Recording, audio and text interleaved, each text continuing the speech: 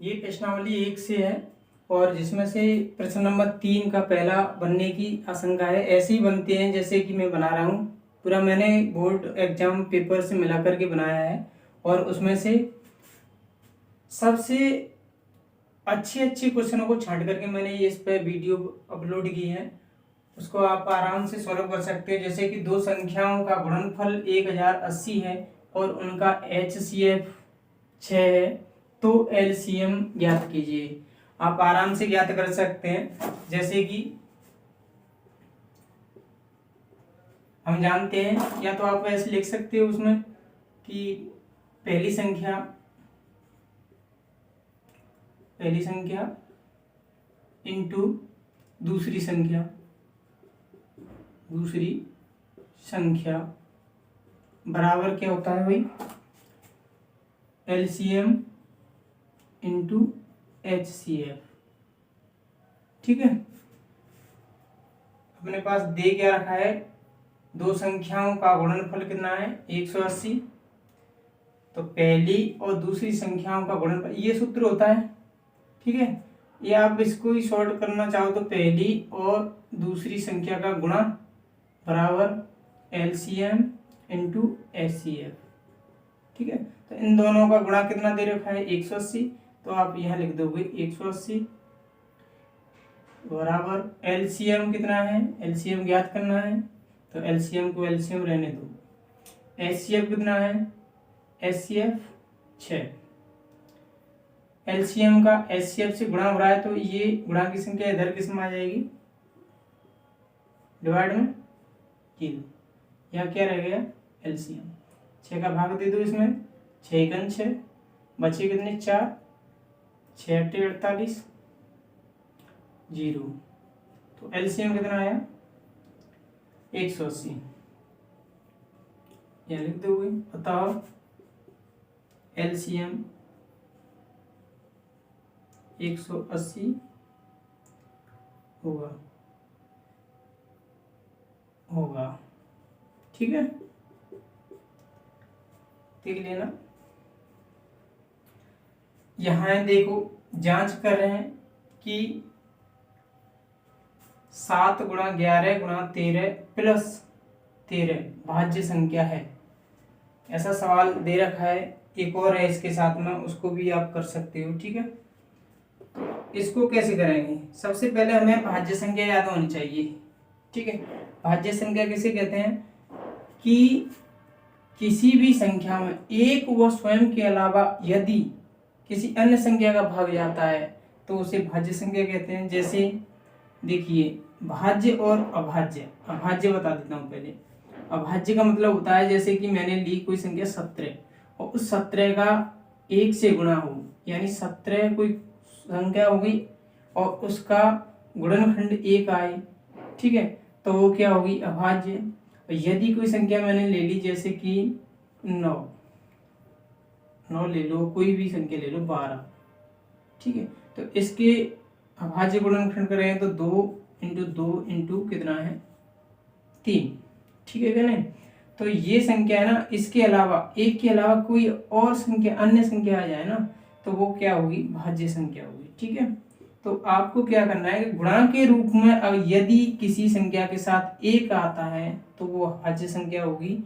ठीक है, और यानी ऐसे कि कोई संख्या अकेली दे रखी है उसके साथ में 1 आए, 1 के अलावा कोई अन्य अंक नहीं आए तो वो संख्या क्या होगी अभाज्य संख्या होगी। यदि कोई संख्या दे रखी है, ठीक है, भाज्य के लिए, तो उसके साथ उसका टुकड़ा 2 किया और उसके साथ स्वयं संख्या कोई आ रही है और उसके अलावा अदर कोई अन्य संख्या आ रही है ना, तो उसका क्या करेंगे हम, वो संख्या गुणा के रूप में आ रही है तो वो कौन सी कहलाएगी भाज्य संख्या कहलाएगी। ठीक है क्या नहीं, एक के अतिरिक्त। ठीक है, और ये अब यदि 1 आता है 1 के साथ ही आएगा तो उसे अभाज्य के साथ साथ हम सहअभाज्य भी कह सकते हैं। ठीक है क्या नहीं, कौन सी सहअभाज्य संख्या कह सकते हैं। ठीक है, तो यहाँ हम क्या करेंगे, इसे प्लस का चिन्ह नहीं आए, गुणा का चिन्ह आए ना, तो इसे हम सॉल्व करें। पहले ऐसे लिख लेते हैं 13 + 13।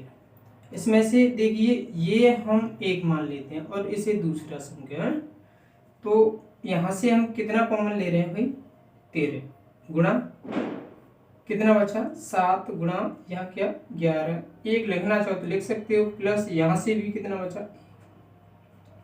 13 गुणा 11 7 77, ठीक है, प्लस कितना 1, यह लिख सकते हैं 13 गुणा 77 व 1 78, ठीक है। तो ये क्या है, देखिए कि कोई संख्या 13 दे रखी है, उसके साथ में कोई अन्य संख्या का गुणा हो रहा है, यानी कोई अन्य संख्या गुणा, यदि यहाँ 13 के साथ 1 का गुणा होता तो अभाज्य होती, और 13 के साथ कोई अन्य संख्या है 78, तो वो क्या हो गई, अब ये हो गई अपनी कौन सी, अतः यह क्या हो गई, एक भाज्य संख्या है। कौन सी संख्या है, भाज्य।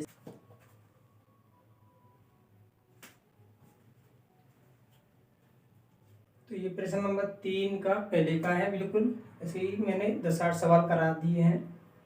यदि P और Q दो अलग अलग अभाज्य संख्या हैं तो उनका HCF बताइए, ठीक है।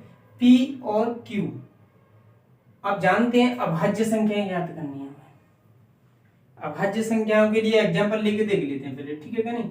अभाज्य संख्याएं जैसे कि मैंने लिया 3 और एक संख्या ले ली, 3 के गुणनखंड कर दो, कितना आएगा 3 × 1, और 7 का कितना होगा, मान लो 7 ले लेता हूँ या 4 ले लो, 4 का कितना होगा 2 × 2, ठीक है, या फिर 7 सही है ना, सीधा सीधा 7 1, यानी जिन संख्याओं में से कोई कॉमन ना आए ना, सिर्फ और सिर्फ कितना आए 1, तो उनका HCF कितना होता है, HCF कितना होता है 1, ठीक है। तो यहां देखेंगे कि P बराबर P × 1 इसके टुकड़े होंगे, और Q बराबर कितना होगा Q × 1, कितना कॉमन आ रहा है इसमें से 1 कॉमन आ रहा है, तो यहाँ HCF यानी मासा कितना होगा,